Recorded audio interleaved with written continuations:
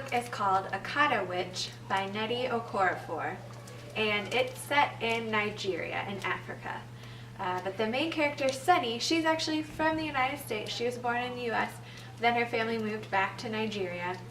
And Sunny is 12 years old. She loves soccer, or football as they call it in Nigeria, and she also gets picked on a lot at school. And sometimes she's picked on because she's American and that makes her different, but she's also picked on because she's albino. So that means that her skin doesn't produce pigment the way that most people's skin does. So even though her family's from Africa and everyone else in her family has dark skin, Sunny has very pale skin and pale colored hair and eyes, and she's sensitive to the sun. And she finds out in this book that she's actually different and special for another reason. She finds out that she is one of the leopard people. So this is the term in Nigeria for people who are very connected to the spiritual world and are able to practice juju, or magic. That's what they call magic.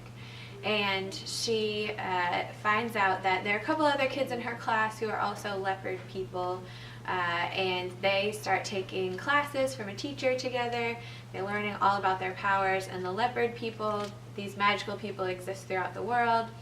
But they're going to have to learn really fast because there is a threat to their community. There is this serial killer on the loose. He is called Black Cat Ochokocho, and he is kidnapping children and hurting them, and it seems really dangerous for some young teens to handle, but they might be the ones who have to take him down. So if you like an exciting adventure fantasy story, if you like Harry Potter, this would definitely be a great one for you to pick up because it's a lot like Harry Potter, but at the same time, a twist that it's set in Africa and the magic is just a little different. And there is a sequel coming out next year, so be ready and read this one first. It's called Akata Witch by Nnedi Okorafor. This book is a biography of the last members of the Romanov family, the royal family of Russia. The Tsar Nicholas II, Empress Alexandra, their daughters Marie, Tatiana, Olga, Anastasia, and their son Alexei. A century ago, the Romanovs ruled a massive empire stretching from Poland to Japan. That's 1/6 of all the land in the entire world. If you converted their money to American dollars, they would be billionaires. In fact, at one of the lavish parties they threw, the Empress wore a gown with so many diamonds on it that the dress alone was worth $10 million. The family spent their time moving from one of their 30 palaces to another. What they really liked most was just to spend time with each other away from other people. Nicholas himself was quiet and shy and just wanted to spend his days playing tennis, going for walks, or reading books. But he was the Tsar, and he ruled 130 million people with absolute power. This meant 130 million people in Russia lived with no constitution, no Congress, no Supreme Court, and no voice in their government. Most of them were starving peasants who worked all day long in difficult and dangerous conditions. While most of the Russian nobles thought peasants were simple, happy people who spent their days singing and dancing in fresh-cut meadows, Nicholas learned the truth at the age of 13, watching his grandfather die after an assassin threw a bomb at his carriage. The Russian people were unhappy and hungry for revolution. There was one peasant who was pretty popular in the Russian court, the mystic Rasputin, who gained the favor of the superstitious Empress Alexandra after miraculously healing her son Alexei. So Rasputin was so popular with the royal family that one of the nobles, Prince Yusupov, was afraid he was going to try to gain power, so he tried to assassinate him. Rasputin survived a stabbing, and when Yusupov tried to poison him, he just kept drinking and nothing happened. So Yusupov pulled out a gun and shot Rasputin, sat down, and then looked down at Rasputin and saw him staring up at him, still alive. Rasputin then got up and started to strangle the prince, and then took off with Yusupov firing shots at him as he ran. He hit him in the head and he hit him in the shoulder, and then Rasputin was beaten with a rubber club, wrapped in chains, and thrown in the river. They say when they found Rasputin's body later that one of his arms had gotten out of the chains, and that he was still alive when they threw him in. So how did he really die? You'll have to read the family Romanov to find out. And that's really just one of the mysteries surrounding the last days of Russia's royal family. Did they all die, or did some of them, like Alexei or Anastasia, survive? It's a century-old mystery that's really just been solved in the last 10 years. So check out The Family Romanov, Murder, Rebellion, and the Fall of Imperial Russia by Candace Fleming.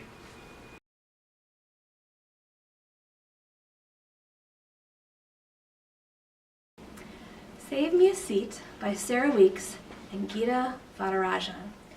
This is a story about two very different kids, two kids who have nothing in common. Ravi has just moved to America from India, and he's new at Albert Einstein Elementary. Things are really different here. In India, he was a star student, and everyone in his class liked him. In America, they assume he doesn't speak English because they can't understand his accent, and he's the only Indian kid in his class except for Dylan Samreen.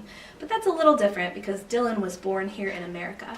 But still, when Dylan smiles and winks at Ravi on the first day of class, Ravi thinks he's found his first American friend. But boy, is he wrong. Joe has always gone to Albert Einstein Elementary, and he has something called auditory processing disorder. Because he doesn't talk much and because he goes to the resource room for some extra help, kids assume that he's stupid, which is not the case. Some of the kids pick on him, and the worst one is Dylan Samreen.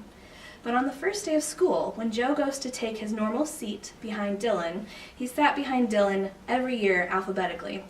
He finds a new kid, Ravi, already sitting there. And he starts to hope that maybe Dylan won't pick on Joe this year. Maybe Dylan will pick on the new kid with the funny accent this year. This is a story about two very different kids. Two kids who have nothing in common except a common enemy. And it just might be the thing that brings them together as friends. If you like a realistic story, if you like reading school stories, and especially for anybody who enjoyed the book Wonder, I think that you would really like this book too. Save Me a Seat by Sarah Weeks and Gita Varadarajan. This book is called All American Boys by two authors, Jason Reynolds and Brendan Kiely. This book is told from two perspectives as well as two narrators that switch off.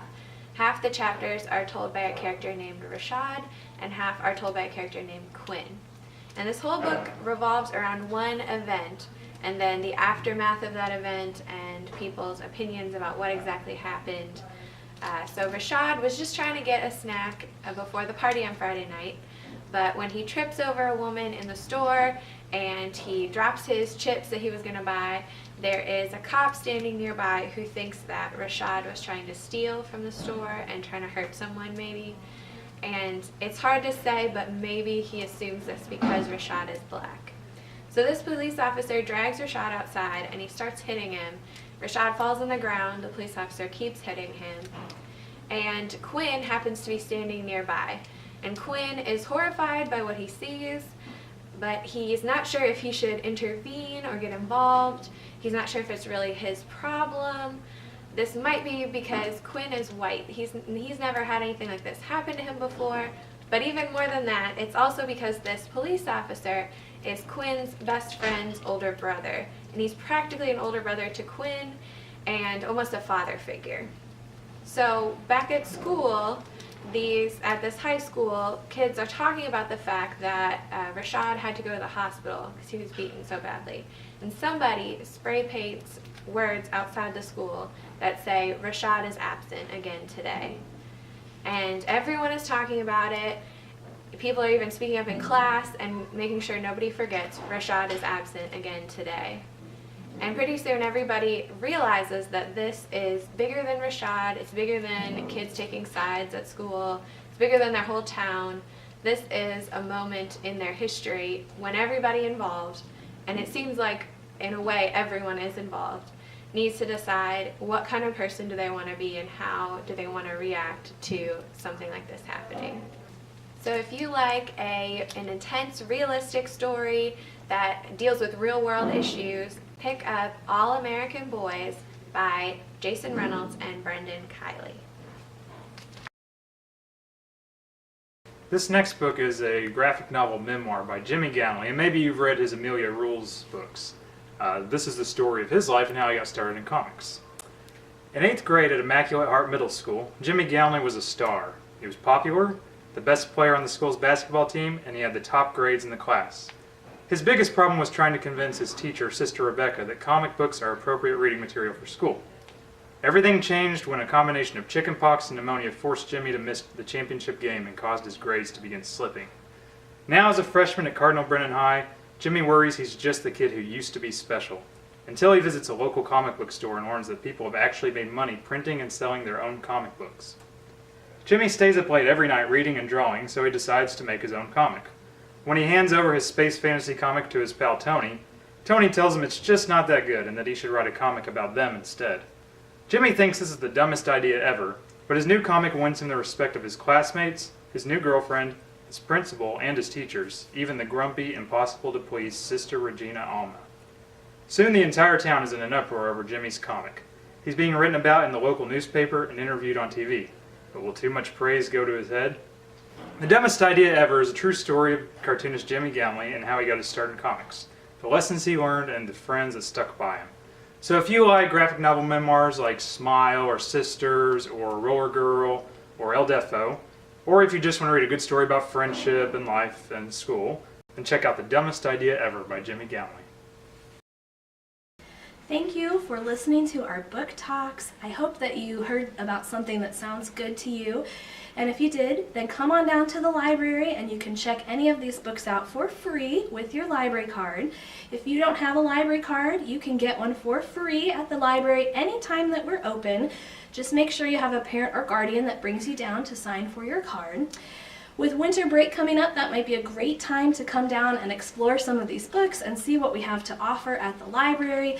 And from now until January 31st, we have something special going on, which is our Winter Reading Club. We have Winter Reading Club for children and for teens. If you are up through grade 5, up through 5th grade, then you'll be in our Children's Winter Reading Club. The way that it works, you'll get one of these game boards, and all these boxes are filled with different types of books. So we have a book in a series, we have a poetry book, we have a book about science, all kinds of different books in here. And you'll choose any 5 that you want to read and read those books, mark them off on your game board, and come back to the library, and you'll earn a free book, and you will earn fine bucks that can be used to pay a fine on your public library card, or if you ever have a lost book, you can use the fine bucks to pay for that. If you are in grades 6 through 12, you are eligible for our Teen Winter Reading Club. For the Teen Winter Reading Club, you'll fill out a little review form for each book that you read.